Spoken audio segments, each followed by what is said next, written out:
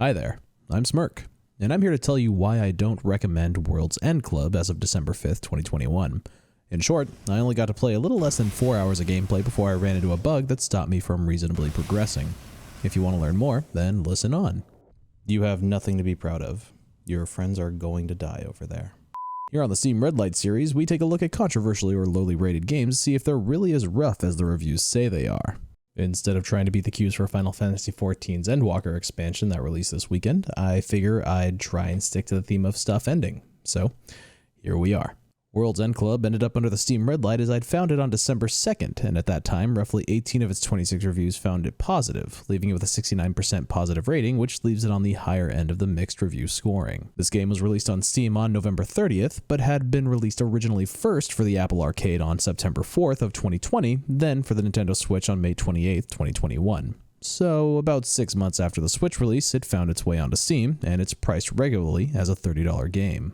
Since then, the game has teetered on the mid 70% recommendation rate, but I found that there's a few people propping this game up who are people who had played it on a different platform and wanted to support the game on Steam. That's a little unfortunate that they chose to do this since the Steam release comes with its own problems, so the acceptance rate is maybe a shade short of being unintentionally deceiving.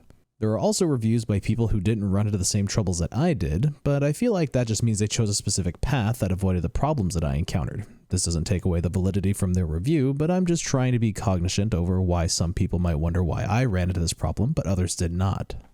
Down in the About This Game section, the game does boast that it features work by Kotaro Uchikoshi, creator of the Zero Escape series, plus Katsutaka Kodaka, Danganronpa's creative director. Probably a helpful selling point for some, but I'd only played the first 2 Danganronpa games and 0 of the Zero Escape games. The gameplay is very simple, and for all that I've experienced, is just a simple platformer with a couple of buttons that need to be pressed every so often. The game appears largely story-driven, with bouts of gameplay and some light puzzle solving. The game does feature an easy and normal difficulty, but I'm not sure what that's in reference to with my limited experience. Before I start talking about the story and the things that I liked and disliked, I'm covering what you'd find in the demo, plus about 1.5 acts after that out of the game's several. Though, it's worth mentioning, I don't really talk about anything that can't be found in the game's trailer or on its front page. But if the risk bothers you, you can just skip over to the spoiler-free recap that's at this time you see here on the screen.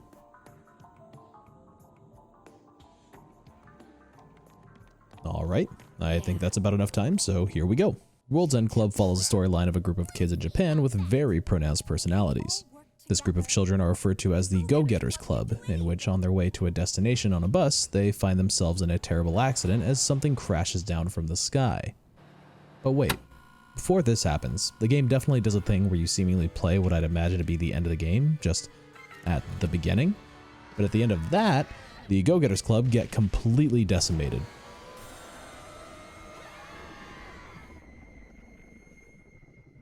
Yep, we just watched 12 kids get killed by whatever the that thing is.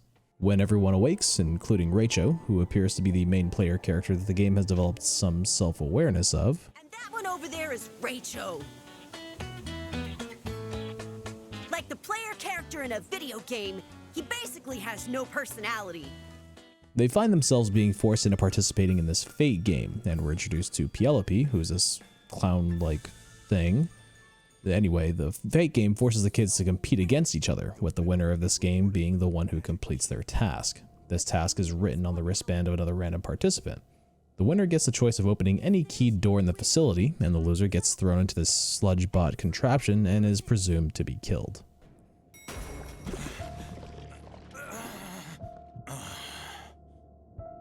And yeah, this is kind of similar to Danganronpa. It's kind of like they wanted to make a family-friendly version of Danganronpa, which I guess is fine. Parents should be happy to know that there's now a solution to teach their kids about deception and manipulation. Thank you, Kazutaka Kodaka. Anyway, eventually the Fate game is overcome. Rachel gets the superpower to throw really well.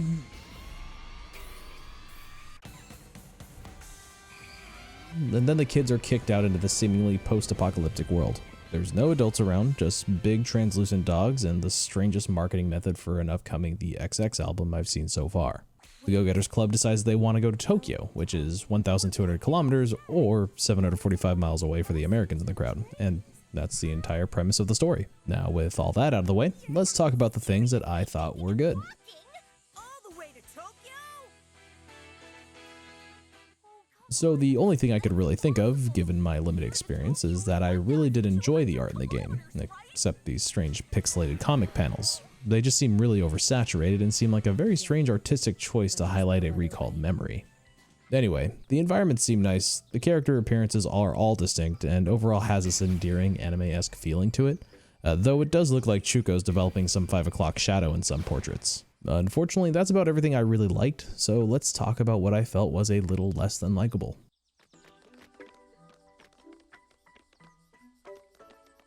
So to start this off, the game does have some frame rate issues. This is definitely on the lower end of the things I disliked because after a while I just sort of looked past it. But the frame rate issues cause the gameplay sections to play a little choppily sometimes and cause some things to just kind of behave strangely. This is not the worst, but still something worth mentioning because $30 for some performance issues could be a deal breaker to some people. Secondly, I found that the characters lean into their carved tropes so heavily it's almost painful to watch them act. The biggest offender is Aniki, who is the World's End Club equivalent to Shadow the Hedgehog. Let me just share you some of his lines. Seriously, you're all pathetic.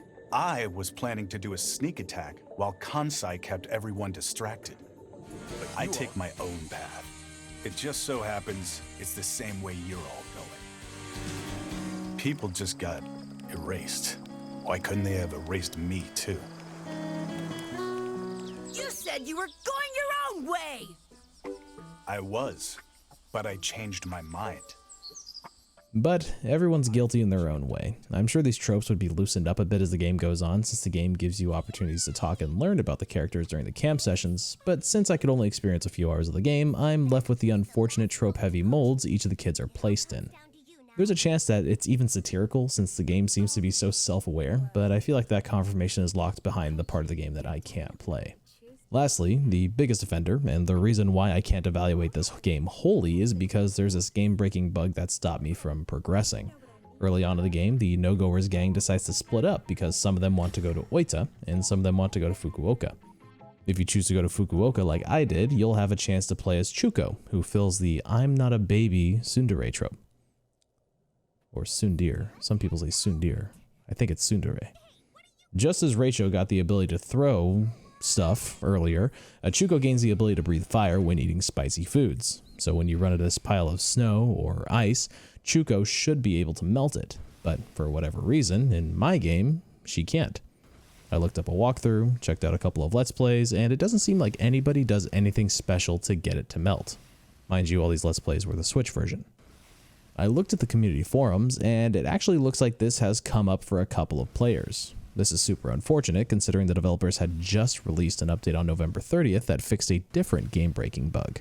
Now, if it wasn't so much effort to choose the other path, I'd be inclined to just do that, but since I can't skip any event I haven't already seen on a save, I'd have to mash buttons continuously as I try to fast forward through the storyline.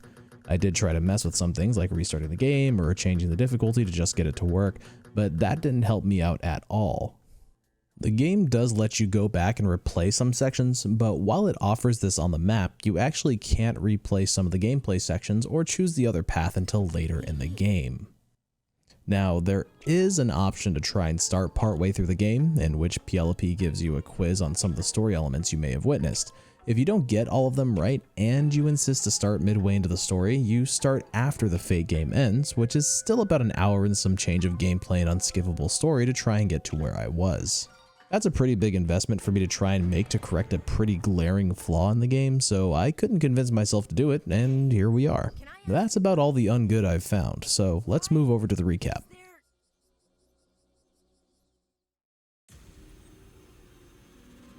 When it comes to the good, I really did like most of the art in this game, from the environments to the visual character designs, and there are some things I don't like, but they're overall minor. When it comes to the ungood, the game suffers from some performance issues.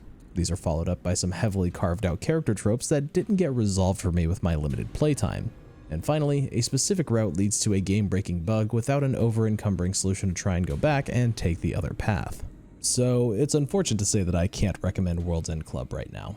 I might be able to recommend it later after this issue is patched and I play through the whole thing, but today, not a chance. I imagine they'll fix this bug and I'll re-review it eventually, but probably not so soon after this review is published. that about wraps us up. Don't forget to like the video, comment some thoughts, or subscribe if you want to see more. Bell's also a bonus, I guess. I'm working on releasing at least 2 videos a month after going through a bit of a production burnout. Trying to make things once a week on top of working full-time was pretty painful, so 2 should be good. 2 should be healthy. Hope to see you around, and so long.